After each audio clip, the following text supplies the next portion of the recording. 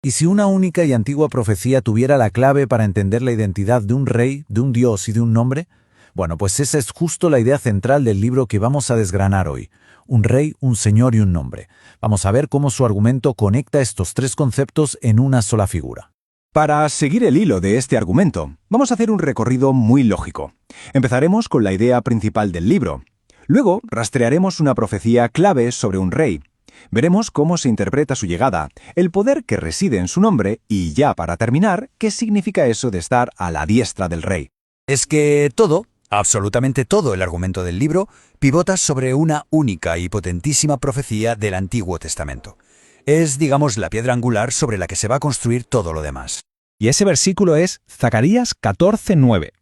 Para el autor, esto no es una simple frase. Ojo, es una profecía en 3 partes que define el futuro.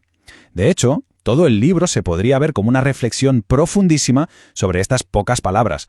Lo que hace el autor es coger esta profecía y, por así decirlo, la divide en 3 ideas que están totalmente conectadas. Primero, Dios reinará como rey. Segundo, habrá una unidad divina absoluta. Y tercero, todo este poder y esta unidad se concentrarán en un único nombre. Vale, entonces, ¿de dónde sale este rey profetizado? El autor se va hasta el mismísimo Génesis para rastrear su origen, y ahí nos presenta un concepto que va a ser fundamental para todo el argumento, la simiente. A ver, aquí el término simiente es crucial. El libro sostiene que no hablamos de una descendencia cualquiera, no. Se refiere a ese linaje mesiánico específico que termina en Cristo. Aquella vieja promesa del Génesis donde la simiente de la mujer heriría a la serpiente, pues se interpreta como el primerísimo anuncio de este rey. Y es que el libro nos pinta un cuadro de un conflicto casi cósmico constante. Si miramos esta cronología, vemos que estos eventos históricos clave no se ven como hechos aislados, para nada. La interpretación es que son intentos deliberados de la serpiente para cortar ese linaje mesiánico y, claro, impedir que la profecía de la simiente llegara a cumplirse. Pero bueno, a pesar de todos esos intentos de sabotaje, por llamarlo de alguna manera, el argumento es que la profecía al final se cumple. ¿Y cómo? Pues con la llegada de una figura cuyo nombre ya es en sí mismo toda una declaración teológica: Emanuel. Claro, es que Emanuel significa literalmente Dios con nosotros, y esto es la clave de todo. No se ve como un nombre más, sino como la descripción de un suceso, la encarnación. Para el autor, este nombre viene a confirmar que el rey de la profecía es Dios mismo, que se ha manifestado en forma humana para vivir entre su pueblo. Y para defender esta idea de la doble naturaleza, el autor echa mano de pasajes como estos.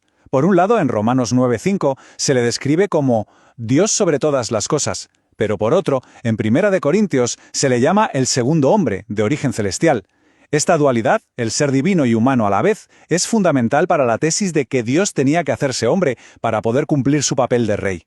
Y con esto llegamos a la tercera pata de la profecía, aquello de un solo nombre. El libro argumenta que todo el poder de esta figura se concentra precisamente ahí, en su nombre. Así que el siguiente paso lógico es, bueno, identificar ese nombre y entender qué significa realmente. Según el texto que estamos analizando, el nombre de Jesús no es solo para llamar a alguien, no, es como la llave de acceso a todo lo divino. Cosas como la salvación, el perdón, la sanación, la autoridad espiritual. Todo, según el autor, está directamente vinculado a invocar este nombre en concreto. Bueno, ya con todo esto sobre la mesa, llegamos al concepto final, que es quizá el más abstracto de todos, la diestra de Dios. Y aquí el libro nos lanza una pregunta. ¿Deberíamos entender esto como un sitio físico, como una silla al lado de un trono, o simboliza algo totalmente distinto? El razonamiento para cuestionar la interpretación literal es el siguiente. A ver, si Dios es un espíritu omnipresente, que lo llena todo, el cielo y la tierra, ¿cómo va a tener un lado derecho físico? Es una aparente contradicción, y es justo ahí donde se apoya el autor para proponer una lectura más simbólica. Entonces, la interpretación que nos ofrece el libro es que diestra no es una coordenada en un mapa celestial, es una metáfora, una figura retórica muy común en la Biblia para hablar de la autoridad divina absoluta. Es una palabra que significa poder, soberanía, no un lugar.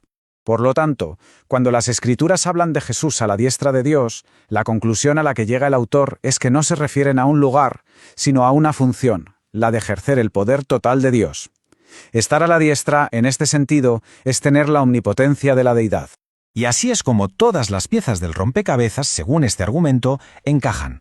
La profecía del Rey se cumple en Jesús. El Dios único se manifiesta en Jesús. El nombre único y poderoso es el de Jesús.